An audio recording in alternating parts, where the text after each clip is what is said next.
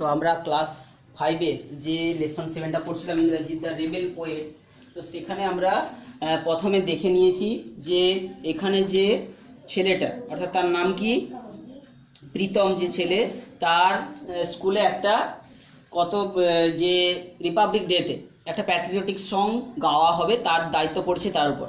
এবং তাদের ম্যাডাম বলে দিয়েছে যে কোন গানটা গাইবে, কারার ওই লৌহ কপাট গানটা গাইবে। তো সে বাড়িতে উত্তেজিত অবস্থায় এসে বাবার খবর কাগজ পড়ছিলেন, তার সঙ্গে কথোপকথন শুরু করে দিলেন। অর্থাৎ তার বাবা তাকে আরও অনেক কিছু তথ্য দিতে লাগলেন, যে কে ছিলেন এবং এই যে কবিতাটা তোমরা যে গানটা গাইতে যাচ্ছ সেই গানটা কে লিখেছিলেন, না কবি যে কাজী নজরুল ইসলাম লিখেছিলেন, তার সম্পর্কে এভাবে তিনি বলা শুরু করলেন। এবার যে তিনি ভারতের স্বাধীনতার আগে অর্থাৎ ব্রিটিশ পরাধীনতার সময় কিন্তু ভারতে তার জন্ম হয়েছিল চুরুলিয়া গ্রামে, যেটা বারওয়ান ডিস্ট্রিক্টের কাছে। এবং সেখানে তারপরে ধীরে ধীরে তিনি কিন্তু ছোটবেলায় কিসের প্রতি আকৃষ্ট ছিলেন, যে ফোক থিয়েটারের প্রতি বা ফোক যে প্লেজের প্রতি। এবং তিনি কতগুলো ফোক প্লেজও লিখেছিলেন, সেগুলো কি পড়েছি আমরা, দাতা কর্ণ কিংবা কবি কালিদাস। এরপরে তিনি তার শিক্ষার জন্য তিনি বিপ্লবী যে আমরা নিবারণ চন্দ্র ঘটকের নাম শুনেছি, তার সঙ্গে তিনি দেখা করেছিলেন, যিনি তার শিক্ষক ছিলেন। তাছাড়া পরবর্তীকালে তিনি যে স্কুলে পড়েছিলেন তার স্কুলের হেডমাস্টারের নাম কি ছিলেন, কুমুদ রঞ্জন মল্লিক। অর্থাৎ তিনি যে ছোটবেলা থেকেই ভালো ভালো শিক্ষক মহাশয়দের সংস্পর্শে এসেছিলেন সেটা আমরা জানতে পেরেছি। তাদের দ্বারা প্রভাবিত হয়েছিলেন, বিপ্লবী কার্যকলাপে তিনি কিন্তু বিভিন্ন লেখাগুলো লিখেছিলেন, যেই সমস্ত লেখাগুলো যুব সমাজকে উদ্বুদ্ধ করেছিল ব্রিটিশদের বিরুদ্ধে লড়াইতে। তো সেইগুলো জেনেছি। আচ্ছা, এরপরে আমরা দেখছি কি হচ্ছে, লেটস কন্টিনিউ। না, uncle Rahim enter the room. Uncle Rahim এখন সেই ঘরে ঢুকলো, অর্থাৎ যেখানে প্রীতম এবং তার বাবার মধ্যে কথাবার্তাটা হচ্ছিল। তাহলে আমরা তিনটা চরিত্র এখানে আমরা দেখতে পাচ্ছি। এক নম্বর হচ্ছে প্রীতম, আর হচ্ছে তার ফাদার, আর হচ্ছে আঙ্কেল।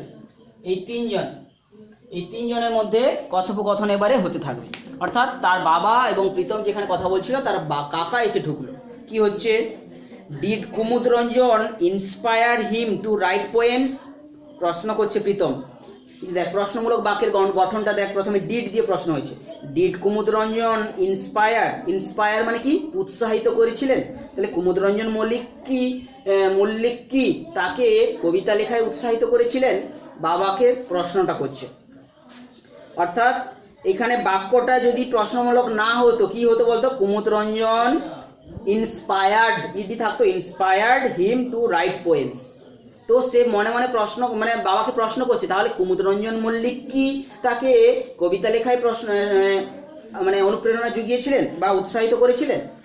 তার উত্তরে তার বাবা বলছে ইয়েস, হ্যাঁ, but Nazrul was also influenced by Rabindranath and the Persian poet like Hafiz and Khayyam. তিনি কি বলছেন, তার বাবা আরো বলল যে হ্যাঁ, কুমুদ রঞ্জন মল্লিক তাকে উৎসাহিত করেছিলেন, ঠিক আছে, কিন্তু তিনি আরও রবীন্দ্রনাথ ঠাকুর এবং একজন পার্সীয় কবি, পার্সি একটা জায়গা, পার্সিয়ার অধিবাসীদেরকে বলা হয় পার্সীয়, সেই পার্সিয়ান কবি হাফিজ এবং খৈয়ামের দ্বারাও কিন্তু তিনি প্রভাবিত ছিলেন। অর্থাৎ আরবি কিংবা ফরাসি এই যে আরবিক ভাষায় কবিদের দ্বারা তিনি কিন্তু প্রভাবিত হয়েছিলেন, সেইটা তিনি জানালেন। এরপরে তার কাকা যে প্রবেশ করেছিল ঘরের মধ্যে, কাকা এবারে তাকে কি প্রশ্নটা করছে দেখ, কাকাও কিছু তথ্য জানাচ্ছে।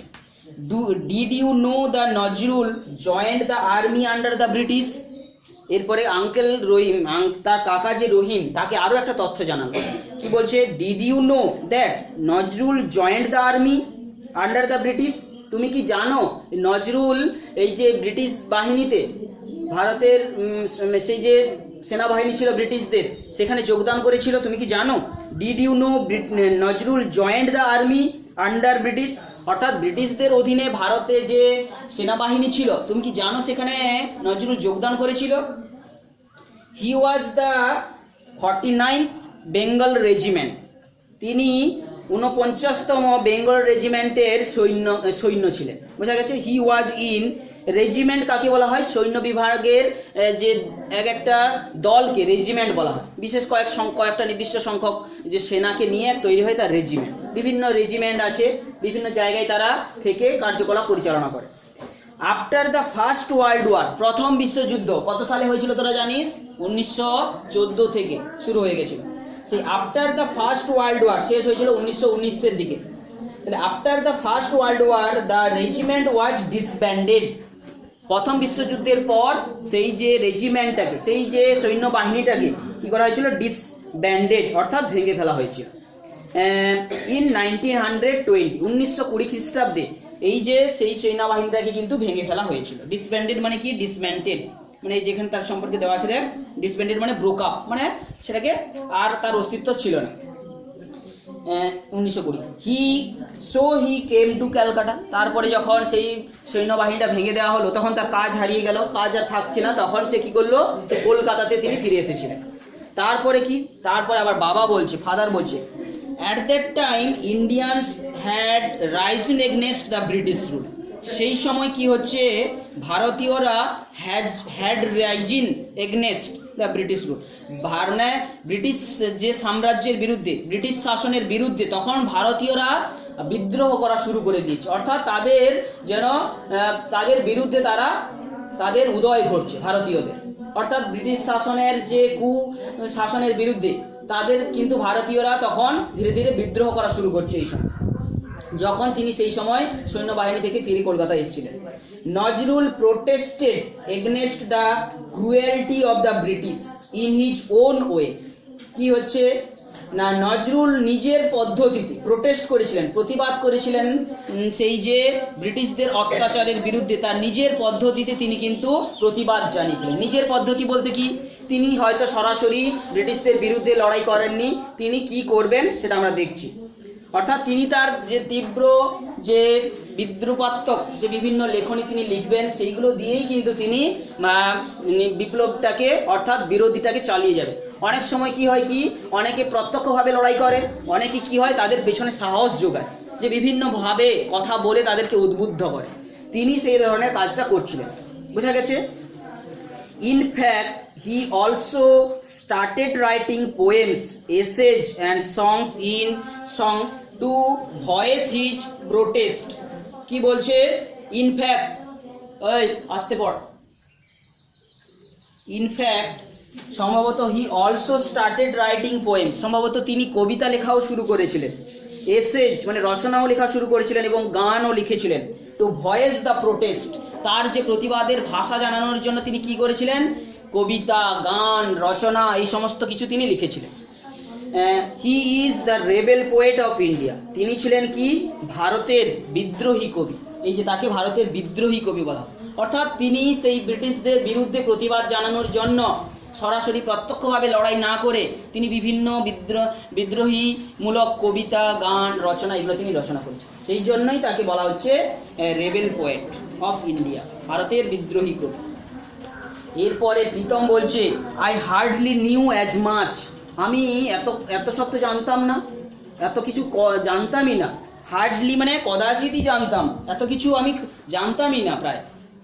ফাদার বলছে, you should read his poems like Kandari Hushiyar, Kheyaparer Tarani and also listen to his songs. তার বাবা তাকে আরো বলল যে তোমার এইগুলো আরো পড়া উচিত, এই সমস্ত কবিতাগুলো তিনি যেগুলো লিখেছিলেন, কান্ডারি হুঁশিয়ার, খেয়াপাড়ের তরণী, এইগুলো তোমার পড়া উচিত।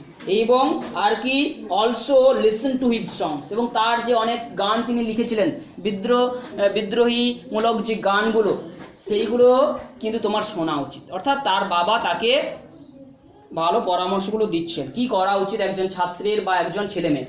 তাকে সবসময় কিন্তু দেশাত্মবোধক গান, কবিতা এইগুলো পড়া উচিত, তবেই তো সে দেশ সম্পর্কে জানবে। আর যে দেশ সম্পর্কে জানবে তার মধ্যেই কিছু করার একটা আগ্রহ জন্মাবে।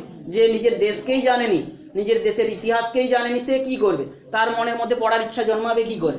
শুধু পড়বো বললে কিন্তু পড়াশোনা হয় না, তার জন্য কিন্তু তার পেছনে যে একটা কারণ থাকা দরকার আছে। সেই জন্যই কিন্তু তার বাবা তাকে এই সমস্ত পরামর্শগুলো দিচ্ছিলেন। এরপরে কি বলছে, the British war afraid that Nazrul's writing could instigate the Indian freedom fighters.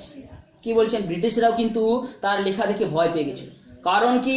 তার এই লেখা পড়ে, সেই পড়াশোনা, সেই লেখাগুলো পড়ে তৎকালীন ভারতীয় যে ফ্রিডম ফাইটার অর্থাৎ স্বাধীনতা সংগ্রামীরা রয়েছে তারাও কিন্তু উদ্বুদ্ধ হয়ে উঠতে পারে আরও বেশি করে। তাতে করে কি হবে, তারা আরও বেশি করে প্রবলভাবে বিদ্রোহ ঘোষণা করবে, তখন তাদের যে ব্রিটিশ সাম্রাজ্য ভেঙে যেতে পারে। তো তার এই লেখা যখন তিনি লিখছিলেন তখন কিন্তু তিনি তার ভয়ে ভীত হয়ে পড়েছিলেন হচ্ছে ব্রিটিশ বাহিনী, ব্রিটিশ যে শাসন ব্যবস্থা। এরপরে প্রীতম বলছে হোয়াট ডিড ব্রিটিশ ডু, তাহলে ব্রিটিশেরা কি করছিল? আঙ্কেল রহিম বলছে দ্য ব্রিটিশ গ্রিউ পার্টাবড, অর্থাৎ ব্রিটিশরা কিন্তু ধীরে ধীরে ভীত হয়ে পড়েছিল, গ্রিউ পার্টাব, তাদের মনে ভয় জন্মাচ্ছিল। ফাদার তখন বলছে ইন 1922 খ্রিস্টাব্দে নজরুল স্টার্টেড এ ম্যাগাজিন, নাম কি? ধূমকেতু। নজরুল ধূমকেতু নামক একটা পত্রিকা তিনি যে ম্যাগাজিন মানে পত্রিকা তিনি চালু করেন। হোয়ার হি পাবলিশড আনন্দময়ের আগমনে এ পোয়েম, যেখানে তিনি আনন্দময়ের আগমনে নামক একটা কবিতা তিনি প্রকাশ করতেন। কি বলছে, বোঝা গেল? তাহলে ধূমকেতু নামক পত্রিকাটা কত সালে তিনি প্রকাশ করেছিলেন বা চালু করেছিলেন? 1922 খ্রিস্টাব্দে। এবং সেখানে তিনি কি লেখা লিখতেন না, তিনি সেখানে একটা কবিতা লিখতেন না, আনন্দময়ের আগমনে নামক একটা কবিতা তিনি সেখানে লিখতেন। কি বলছে, বোঝা গেল? আঙ্কেল রহিম তখন বলছে the British raided the office of Dhumketu, ব্রিটিশরা ভয় পেয়ে কি হলো, তাদের সেই অফিস ধূমকেতুর পত্রিকার যে অফিসে তারা কিন্তু রেড করলো, অর্থাৎ কি সেখানে তারা অভিযান করলো। The poet was arrested from Comilla, কবিকে কুমিল্লা থেকে কিন্তু গ্রেপ্তার করা হলো। আর কি প্রীতম তখন বলছে হোয়াট হ্যাপেন দেন, তারপরে কি হলো? ফাদার তখন বলছে he was transfer to Hooghly jail, তারপরে তাকে হুগলি জেলে স্থানান্তরিত করা হলো। And there he began fasting, সেখানে তিনি অনশন করা শুরু করলেন। ফাস্টিং মানে অনশন করা শুরু করলেন। It was in his way of protesting against the torture of British, it was his way, এটাই ছিল তার যে লড়াই করার প্রতিবাদের ভাষা ছিল, যে এই অনশন ছিল তার প্রতিবাদের ভাষা।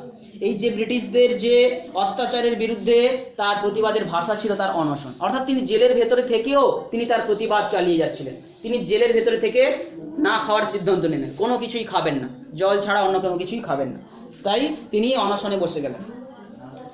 প্রীতম তখন বলছে for how many days did he fast father, কতদিন তিনি সেখানে উপবাস করছিলেন বা অনশন করছিলেন? তো ফাদার বলছে হি ফাস্টেড ফর মোর দেন 1 month, 1 মাস না খেয়ে তিনি ছিলেন। 1 মাস, ভাবা যাচ্ছে? আজকে আমরা 1-2 দিন না খেতে পেলে ছটফট করতে থাকি, কখন খাবো কখন খাবো।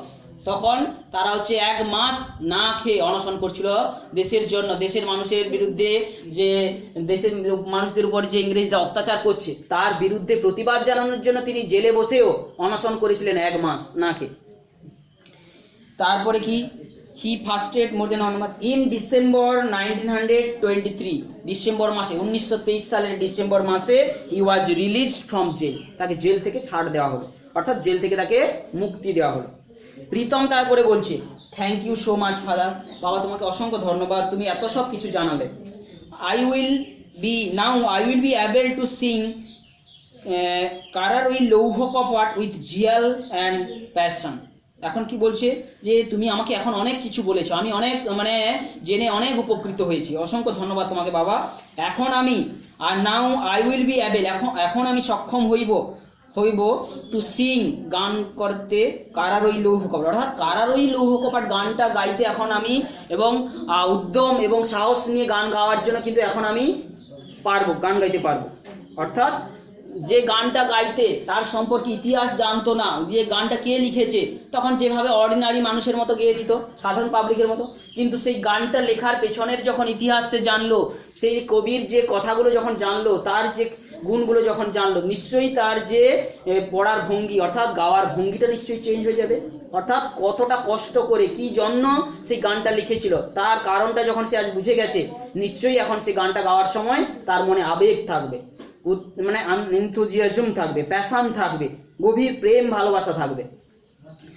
I am so proud that the teacher has selected me for singing, এখন সে নিজেকে বলছে আমি এখন গর্ববোধ করছি যে আমাকেই শিক্ষক মহাশয় নির্বাচন করেছেন ওই গানটা গাওয়ার জন্য, অর্থাৎ সে আজকে নিজেকে গর্ববোধ করছে যে যাই হোক আমাকেই যা শিক্ষক মহাশয় নির্বাচন করেছেন গানটা গাওয়ার জন্য।